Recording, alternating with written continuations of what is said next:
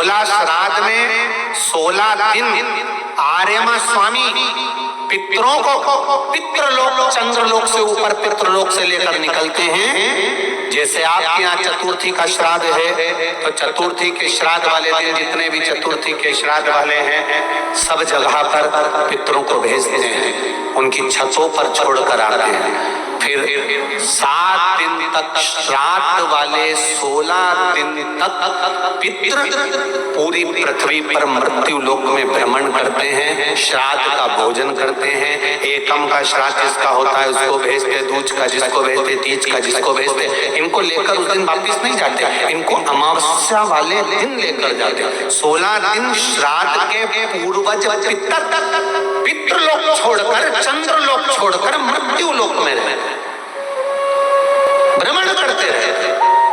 2 चावल का दाना आप अपने पूर्वजों के पितरों के स्थान का स्मरण कर कर या परिंदा या मटके का स्मरण कर कर छत पर डाल दो, उसका स्मरण मिले उसका।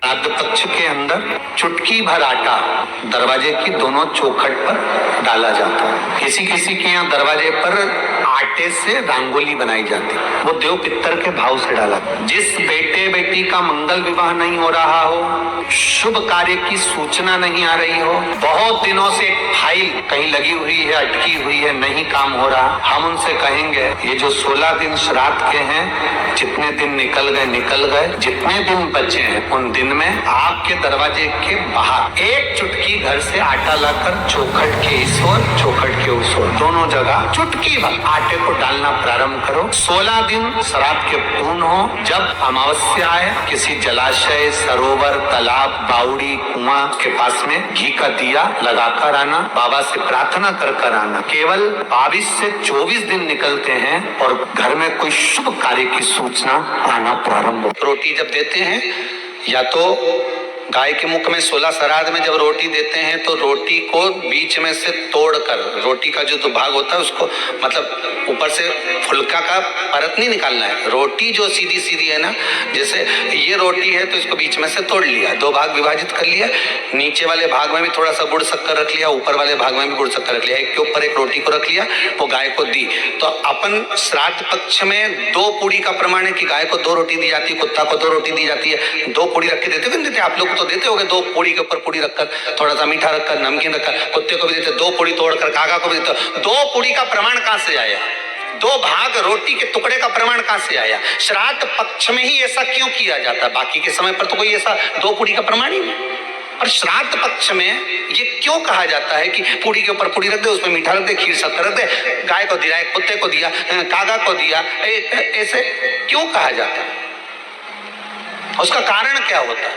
उसका केवल एक कारण है, जो नारी ने भोजन का निर्माण करा है, जो घर की बहू भोजन बनाई है, जो घर की बेटी ने भोजन बनाया है, घर की माता ने भोजन बनाया है।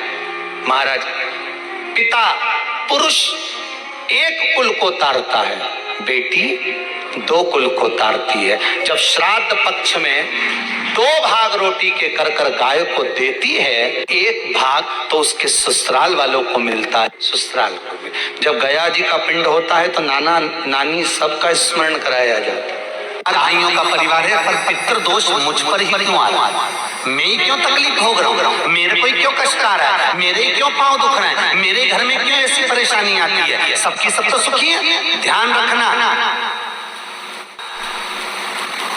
पितरों का जिससे लगाव होता है और जिसको पितरों ने दिया होता है, पूर्वजों ने दिया होता है, भगवान ने दिया होता है, लालसा उसी से होती है। भीख मांगने वाला, भिक्षा मांगने वाला भिखारी भी होता है, भिक्षुक भी होता है। तो गाड़ी देख लेता है कि 4 व्हीलर गाड़ी से आया है तो सेठ जी 10 रुपया देगा। कोई पैदल जाता है तो भिखारी भी सोचता है बेचारा क्या देगा, उसके पास तो खुद नहीं, पाँव में चप्पल नहीं पहना है, फिर भी हाथ फैला देता है कि दे दे तो ठीक है, नहीं तो कोई गाड़ी वाला तो देगा ना मुझको। उसी तरह घर के पूर्वज, घर के जो आहूत होते हैं, घर के जो पितर होते हैं, घर के जो वासुक होते हैं, घर के जो पूर्वज होते हैं, आशा उसी से लगते हैं जो दे सकता है। जिसके पास है ही नहीं उससे क्या आशा रखेंगे?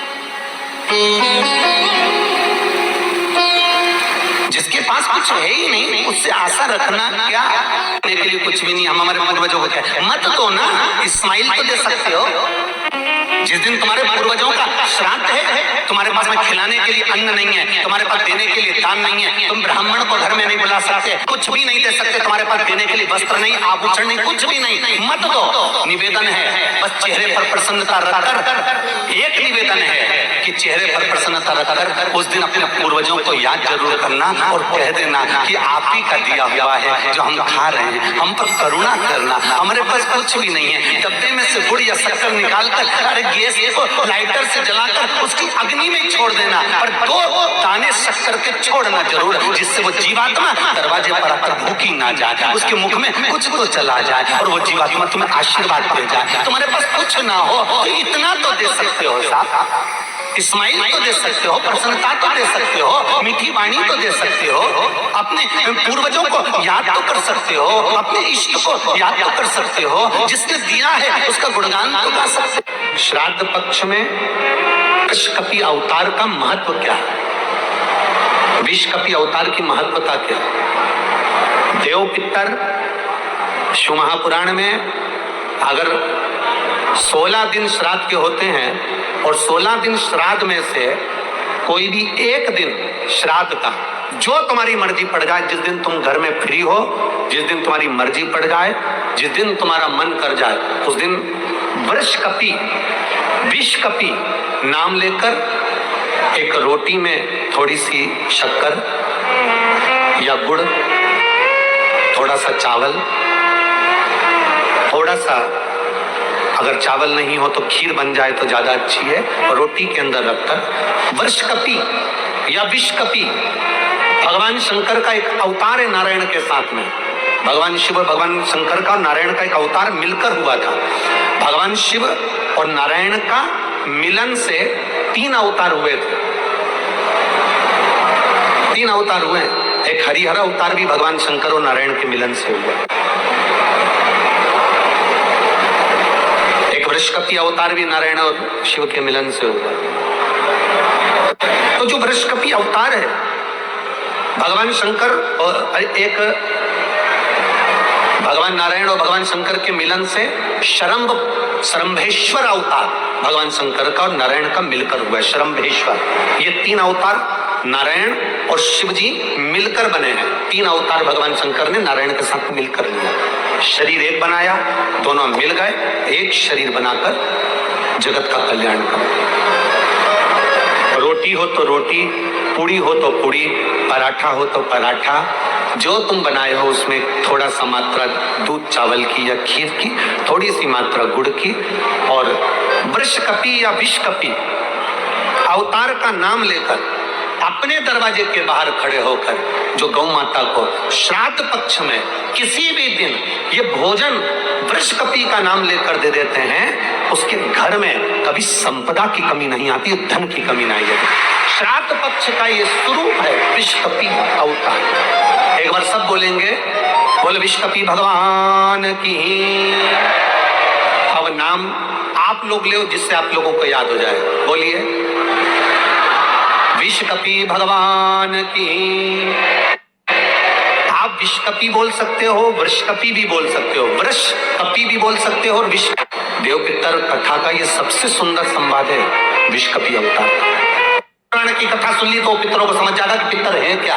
सारे लोकों में सबसे सुंदर लोक है पितर लोक। कारण क्या है? तुम्हारे यहाँ दिवाली साल में एक बार मनाई जाती है, देवलोक में दिवाली साल में एक बार मनाई जाती है, नाग दीपावली के दिन। पितृलोक में दीपावली रोज मनाई जाती है। कारण पितृलोक में दिवाली रोज क्यों मनाई जाती है, उसका कारण क्या होता है? लक्ष्मी जी ने नारायण से पूछा, ब्रह्माणी ने ब्रह्मा जी से पूछा, इंद्राणी ने इंद्र से पूछा, एक बात बताओ, तुम दिन भर वैकुंठ में नहीं रहते हो नारायण, आप कहां चले जाते हो? भगवान विष्णु ने कहा, मैं बता नहीं सकता कि मैं दिन भर कहां जाता हूं। नहीं, आज तो आपको बताना पड़ेगा कि तुम दिन भर कहां जाते हो, तुम दिन भर रहते कहां हो, कहां पहुंच जाते हो दिन भर। आपको बताना पड़ेगा, ये आपको बोलना पड़ेगा। भगवान नारायण कहते हैं मैं नहीं बता सकता। सुबह शाम घर पर आते हो, दिन भर गायब रहते हो, आखिर जाते क्या? और पत्नी पति से क्यों ना पूछे? तुम भी अपने पति से पूछ सकती हो, क्यों दुकान तो 8 बजे बंद हो गई थी, 11 बजे आ रहे हो, कहाँ वो काम था? लक्ष्मी जी ने पूछा तुम दिन भर कहाँ रहते हो? भगवान विष्णु ने कहा मैं बता नहीं सका। बताना पड़ेगा। तब नारायण ने कहा, फिर नारायण बोले, नारायण ने कहा कि देखो लक्ष्मी, बात ऐसी है कि पितृलोक इतना सुंदर लोक है, इतना सुंदर लोक है कि जहां जितने पितर निवास करते हैं उनके घर का कोई व्यक्ति अगर कथा सुनने जाता है, मंदिर जाता है, अगरबत्ती लगाता है, दिया लगाता है या पूजन आराधना करता है या भूलवश भी कहीं भगवान की कथा में जाकर बैठ जाता है, जितनी देर उसके घर का व्यक्ति कथा में बैठता है, नारायण कहते हैं उतनी देर मैं उसके घर के पितरों के कंधे पर हाथ रखकर कथा को श्रवण करता हूं। पितृलोक कितना सुंदर है। और पितृलोक के जो स्वामी है आर्यमा स्वामी, वो पितृलोक के जो स्वामी है वो भी बड़े सुंदर है। और पितृलोक के जो स्वामी है बड़े सुंदर। और पितृलोक के स्वामी जिस पर बैठते हैं, काय पर बैठते हैं? कौवे पर। वो भी बड़ा सुंदर, अति सुंदर। अरे गुरुजी कहां की बात कह रहे हो? सबसे सुंदर पक्षी तो मोर है। राष्ट्रीय पक्षी में भी उसको कहा सबसे सुंदर पक्षी तो मोर है, और आप कह रहे हो कि दुनिया का सबसे सुंदर पक्षी कौवा है। अरे भाई, जिसने कथा नहीं सुनी उसको लगता है कि दुनिया का सबसे सुंदर पक्षी मोर है, पर अगर शास्त्र को उठाकर देखोगे तो दुनिया का सबसे सुंदर पक्षी कौवा था। पहले नंबर पर सफेद सुंदर, अति सुंदर कौवे के आगे कोई पक्षी नहीं था। वो तो ब्रह्मा जी ने पृथ्वी पर यज्ञ करा, और पृथ्वी पर जब यज्ञ करना चाहा ब्रह्मा जी ने, तो उस समय पर ब्रह्मा जी ने कहा मुझे इस पृथ्वी पर यज्ञ करना है, इस जमीन को लीपने के लिए अमृत की जरूरत है। जैसे अपन गाय का गोबर लीपने के लिए लाते हैं, वैसे ब्रह्मा जी ने कहा इसको लीपने के लिए अमृत चाहिए। अमृत कौन लेकर आएगा? कोई आगे नहीं आया, तब ब्रह्मा जी ने कौवे को बुलाया, ए कौवा तुम अमृत लेकर आओ, क्योंकि तुम्हारी दृष्टि बड़ी प्रबल है, तुम अमृत को ढूंढ कर ला सकते हो। कौवा अमृत तो लाना, पर झूठा मत करना। अमृत को लेकर आना, मुझे बताना कहाँ रखा है तो मैं लेने चले जाऊंगा। कौवे ने कहा जो आज्ञा ब्रह्मदेव। कौवा आर्यमा स्वामी को नमन करा, प्रभु ब्रह्मा जी का काम है, मुझे जाना पड़ेगा। कौवा बड़ा सुंदर था, बुद्धिमान था, तो कौवे को भेज दिया। इसलिए रामचरितमानस में काकभुसुंडी की कथा बार बार आती है। गरुड़ और कौवे की कथा आ रही है।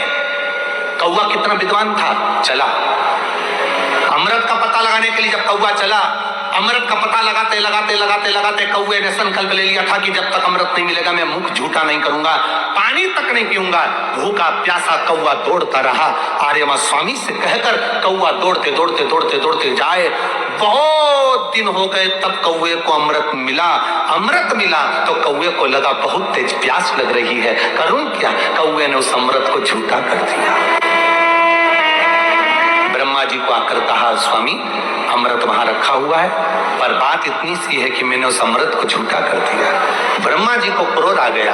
ब्रह्मा जी ने कहा कौवे, तू सफेद होकर सुंदर होकर तूने ऐसा काला काम कर दिया, ऐसा बेकार काम करा, तूने अमृत को झूठा करा और ऐसा काला काम तूने करा। मैं तुझे श्राप देता हूं कौवे, तो गोरे से काला हो जाएगा। तूने अमृत को झूठा करा, इसलिए तेरी वाणी कर्कश हो जाएगी, तेरी वाणी कर्कश हो जाएगी। अमृत को कौवे ने झूठा करा था, इसलिए सारे पक्षी जल्दी मरते हैं, पर कौवा इतनी आसानी से नहीं मरता। कौवा इतनी आसानी से नहीं मरता। सारे पक्षी जल्दी मरते हैं, पर कौवा आसानी से नहीं मरता। तेरी वाणी कर्कश होगी तो काला होगा। सुंदर कौवा काला हो गया। आर्यमा स्वामी ने देखा कि मेरा कौवा मैं जिस पर बैठता हूँ ये काला हो गया। आर्यमा स्वामी ने ब्रह्मा जी से कहा आप क्या चाहते थे? ब्रह्मा जी कहते हैं मुझे यज्ञ करना था, जमीन को लीपना था, कौवे ने अमृत झूठा कर दिया। क्यों चिंता करते हो? अमृत तो अमृत है, कोई झूठा भी कर देगा तो अमृत की शान कहाँ घट जाएगी? अमृत की क्या शान घटना?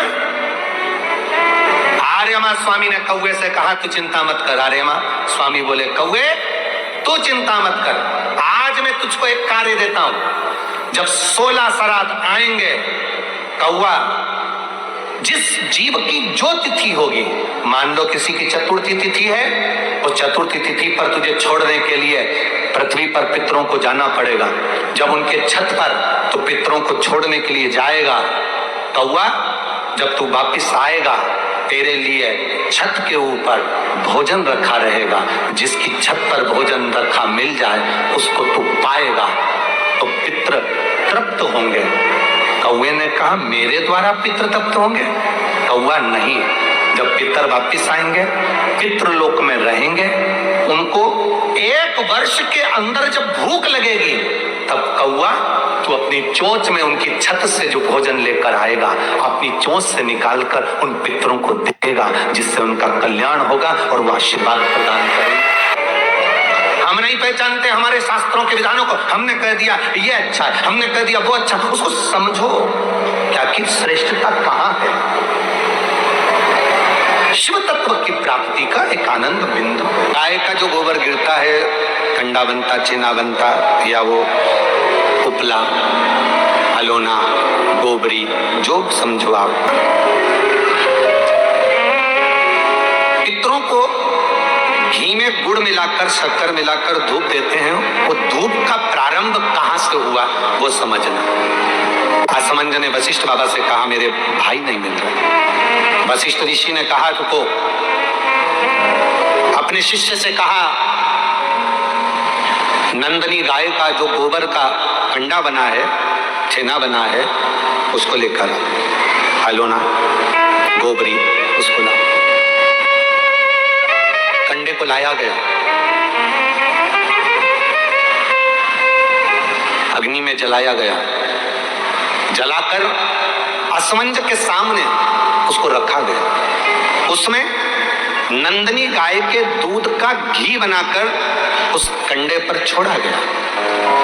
कंडे में से जो धुआं निकला, जो धूप निकली, जो तरंग निकली, जो सुगंध निकली, वशिष्ठ बाबा ने असमंज से कहा सुनो, ये तरंग, ये धुआं, ये गंध इस कंडे की, गाय के गोबर के कंडे की, उस घी की तरंग जहां जा रही है वहां तुम जाओ। इस तरंग, इस सुगंध के पीछे पीछे जाना, तुम्हें तुम्हारे भाई प्राप्त हो जाएंगे। असमंज उस तरंग सुगंध के पीछे पीछे पीछे पीछे पीछे पीछे खुशबू लेते हुए सुगंध धुएं के पीछे पीछे जाने लगा।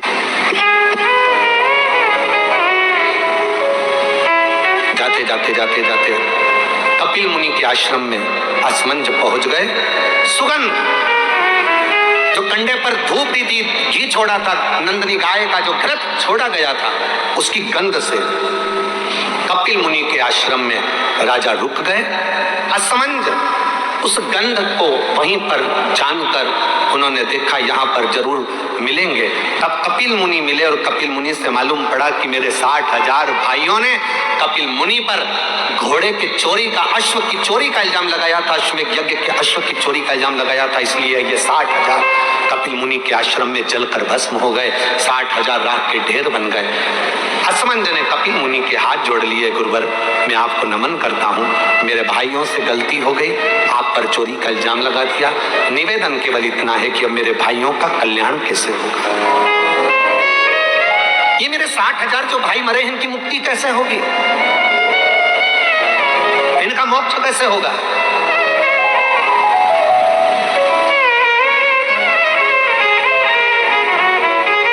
कपिल मुनि ने कहा ब्रह्मलोक से गंगा पृथ्वी पर लेकर आना। गंगा का जल जब कपिल मुनि कहते हैं मेरे आश्रम में आएगा तो ये 60,000 राख के ढेरों का कल्याण गंगा का जल कर जाएगा। ये गंगा का जल 60,000 राख के ढेर का उद्धार कर जाएगा।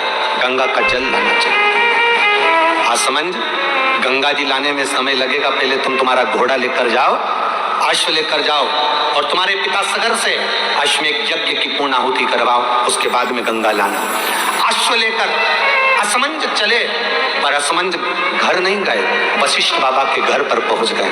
वशिष्ठ ऋषि के यहाँ जाकर असमंज ने हाथ जोड़कर कहा, गुरुदेव तुमने जो कंडे पर घी छोड़ा था, गाय का जो घी छोड़ा था, उसकी जो गंध उठी थी, वो गंध ने मुझे अपने भाइयों से मिलवा दिया। आपसे एक निवेदन है गुरुदेव। गुरु जी बोले, वशिष्ठ बाबा बोले, बोलो असमंज क्या चाहते हो? असमंज ने कहा, गुरुवर एक आशीर्वाद संसार के लोगों के लिए दे दीजिए कि गाय के गोबर के कंडे पर, गाय के गोबर के छेना पर, अलोनी पर, इस कंडे पर जो घृत गाय का घी छोड़ेगा या गुड़ शक्कर उस पर छोड़ेगा, उसकी गंध उसके पितरों को तृप्त कर दे और पितरों का आशीर्वाद उसके घर पर मिल जाए। ये मुझे वर दीजिए, ये मुझे वर प्रदान करिए। आप लोगों में से कितने लोग हैं जिनके घर में कंडा जलाकर धूप दी जाती है? हाथ हिलाओ जरा। सभी लोग हैं, बहुत सारे, ठीक है, रखिए रखिए, जरूरी है। श्राद्ध पक्ष में ये दुनिया के लोग भले हंसे हमारे सनातन धर्म पर, दुनिया के लोग भले हमारे सनातन धर्म पर उंगली उठाएं कि कंडा जलाकर धूप छोड़ने से क्या पूर्वजों को मिल जाती है, घी शक्कर छोड़ने से क्या हमारे पूर्वजों को प्राप्त हो जाती है। दुनिया के लोग कितना भी हंसे, दुनिया के लोगों को ये ज्ञान होना चाहिए कि गाय के घी में, गाय के कंडे में जब अग्नि तपती है और गाय का घी जब कंडे पर डलता है तो हमारे पूर्वजों को वो तरंग प्राप्त होकर हमें वर प्राप्त होता है और हमारे जीवन का कल्याण होता है, हमारे जीवन का सुख प्राप्त होता है। और जब अमावस्या का दिन होता है, श्राद्ध पूरा हो रहा है, अमावस्या का दिन है, शाम का समय, जो जैसे अशोकनगर है, गुना है, शिवपुरी है, सीहोर है, भोपाल है, या आसपास के जितने गांव हैं, शहर हैं, इनके पास में जो नदी होती है, जो तालाब होता है, जो कुआं होता है, जो बावड़ी होती है, सारे पितर एकम से लेकर अमावस्या तक जितने भी पितर होते हैं, चाहे जिसके घर के हों, प्रत्येक घर के पितर नदी, तालाब, बावड़ी, कुएं के पास इकट्ठे होते हैं, क्योंकि पितर 16 दिन भोजन ग्रहण करने के बाद अमावस्या के दिन पानी पीने के लिए गांव की बावड़ी, तालाब, कुआं, नदी पर जाते हैं और वहां पानी का आचमन कर कर हाथ में जल लेते हैं। आर्यमा स्वामी कहते हैं कि जिसने आपको भोजन कराया है, जिसने आपको आमंत्रित करा है, जिसने आपको बुलाकर सम्मान दिया है, आप अपने पुण्य उनके खाते में दीजिए। तो पितर हाथ में जल लेकर उनका नाम लेकर कि मेरे मंझले बेटे ने, कि मेरे बड़े बेटे ने, कि मेरे छोटे बेटे ने, कि मेरे चौथे बेटे ने, कि मेरी बेटी ने, कि मेरे उसने भोजन कराया, उनका नाम लेकर पितर जल छोड़ देते हैं तो साल भर उसके यहाँ भंडार भरा रहता है और वो उन्नति की ओर बढ़ता है। इसलिए सनातन हिंदू धर्म में नियम है कि 16 श्राद्ध के 16 दिन पूरे हो और अमावस्या का दिन हो, आपने ब्राह्मण को भोजन कराया ना कराया, आपने पिंडदान करा ना करा, आपने तर्पण करा कि न करा, आपने किसी को एक अंश भी किसी को दिया कि नहीं दिया, आपने गाय को रोटी दी कि नहीं दी, आपने कौवे को कागल दिया कि नहीं दिया, आपने स्वान को भोजन दिया कि नहीं दिया, पर एक काम जरूर करो कि अमावस्या के दिन शाम के समय तुम्हारे नगर में, मोहल्ले में, गांव में, खेड़े में जो नदी हो या तालाब हो या बावड़ी हो या कुआं हो, कोई भी एक जगह पर जाकर एक घी का दीप अवश्य लगाना चाहिए अपने पूर्वजों के नाम से। तो पूर्वजों को वो जो दिया की रोशनी होती है ना, वो दिए की रोशनी को पाकर पितर पूरी रात्रि भर भ्रमण, इसलिए कहते हैं ना दूसरे दिन देवी जी बैठने वाली रहती है, इसलिए कहते हैं अमावस्या की रात्रि बड़ी भारी होती है। क्यों कहते हैं? क्योंकि पितर सब इस मृत्यु लोक से चंद्रलोक होते हुए पितृलोक जाते हैं, तो जो दिया जलाता है, उसके पूर्वजों को प्रकाश, रोशनी और राह मिलती है, तो उसकी जिंदगी में कितनी भी उलझन चल रही होती है, कितना भी काम अटक रहा होता है, कोर्ट में केस भी चल रहा होता है, या कितनी बड़ी भी बीमारी हो रही होती है, अगर वो अमावस्या के दिन शाम के समय दिया लगा देता है नदी के घाट पर या तालाब या बावड़ी या कुएं के घाट पर, तो उसकी जिंदगी में जितनी अटकलें आती हैं वो सारी समाप्त हो जाती हैं और रास्ता मिल जाता है।